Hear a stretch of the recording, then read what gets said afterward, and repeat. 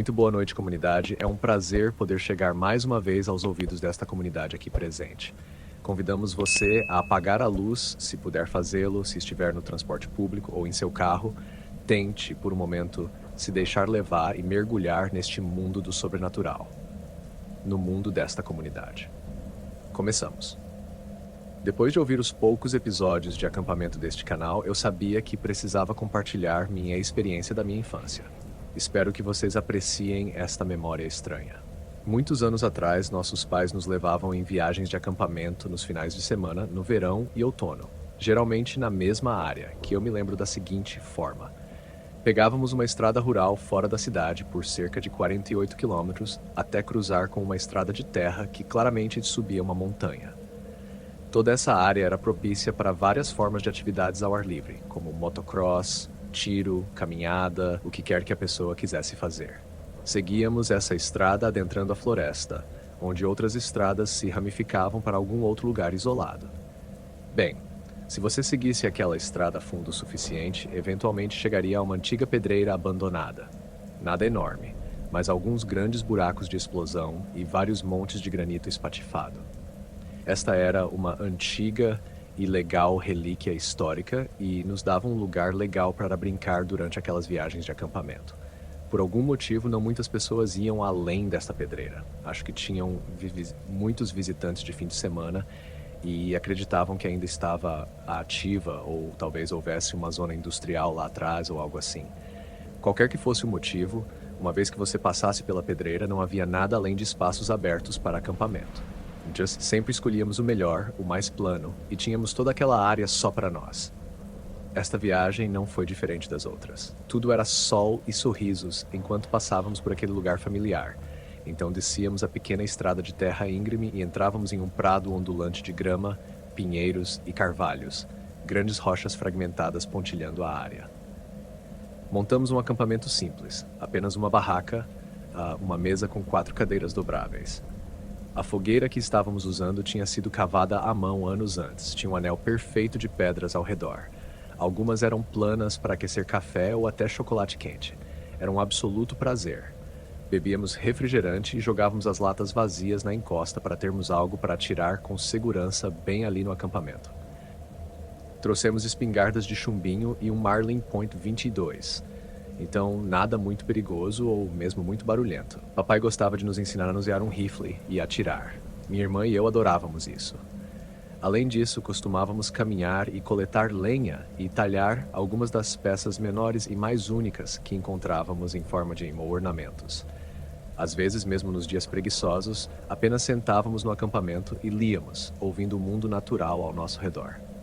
De longe, nossa coisa favorita para fazer era caminhar até o lago, ali na curva do acampamento. A estrada se dividia em duas. A estrada secundária terminava em um portão grande de ferro com uma placa que dizia acesso proibido. Esta era a antiga estrada que descia para o lago onde pescávamos, mas tinha sido fechada devido ao estacionamento muito limitado, além de outras condições perigosas. Era uma estrada de meia milha em uma íngreme inclinação, toda coberta de cascalho da pedreira. Em vez disso, o Estado, ou o Serviço Florestal, ou quem quer que estivesse encarregado dessas coisas, fez uma entrada secundária de volta nos anos 50 ou 60, que na verdade tinha um estacionamento completo e um ponto de acesso muito mais fácil. Isso significava que a antiga entrada esquecida do nosso lado nunca era realmente usada, assim como os terrenos de acampamento vazios. Por algum motivo, as pessoas simplesmente ficavam longe daquela ponta do lago, como se nem soubessem que existia. Então, minha irmã e eu praticamente tínhamos liberdade total para ir aonde quiséssemos, tudo por causa da natureza despovoada daquela área. Se quiséssemos caminhar até o lago, éramos livres para fazê-lo sem nenhuma supervisão adulta. Às vezes ficávamos lá por horas e horas, atirando pedras, lançando iscas, fazendo o nosso melhor para pegar rãs e outras criaturas divertidas do lago. Se fôssemos cedo o suficiente, veríamos cervos e coelhos, talvez uma raposa ou uma águia, se tivéssemos muita sorte. É exatamente aí que esta história toma um rumo diferente. Naquela primeira manhã, acordando no acampamento, minha irmã e eu já havíamos planejado caminhar direto ao nascer do sol e passar a manhã inteira puxando trutas da água.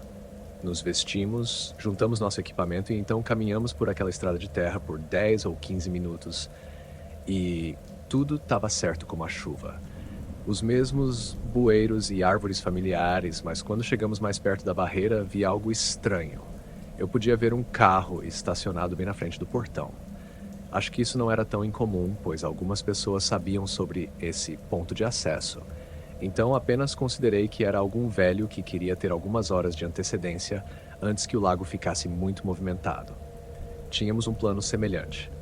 Conforme nos aproximávamos, pude ver pessoas sentadas no banco da frente daquele carro. Era um carro camuflado, nem novo nem velho, nem bonito, nem desleixado. Nada se destacava sobre ele, nem mesmo consigo lembrar a cor. Era definitivamente um daqueles tipos de veículos que as pessoas chamariam de discreto. Tinha 4 portas, 4 pneus e estava com o motor desligado. Quando chegamos perto, pude ver que as janelas estavam abertas e quem quer que estivesse lá dentro estava conversando de um lado para o outro, meio que cochichando. Assim que estávamos totalmente dentro, eles se calaram e o cara no banco do motorista se inclinou para fora da janela. "Bom dia, crianças", ele gritou com uma voz super alegre. Era tranquilizador e me deixou à vontade, pois eu pude ver que a outra pessoa na cabine era uma mulher. Tudo parecia bem normal à primeira vista.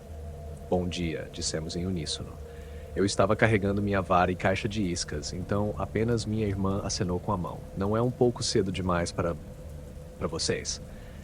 Ele perguntou. "Onde estão seus pais?"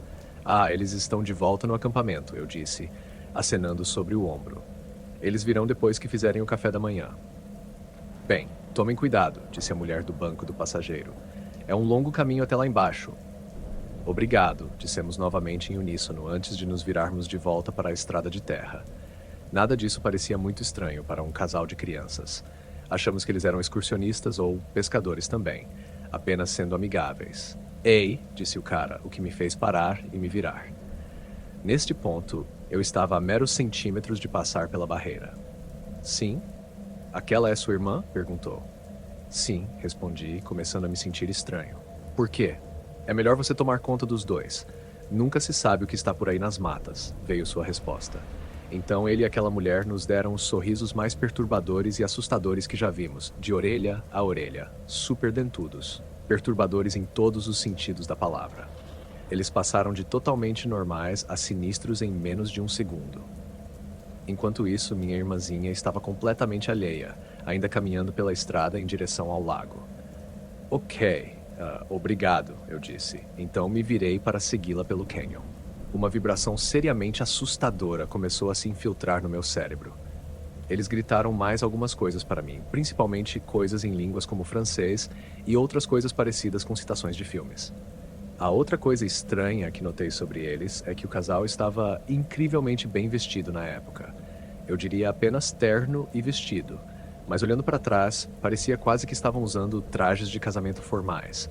Um vestido de linho com babados, absolutamente imaculado, e o cara estava usando um smoking prensado e ajustado.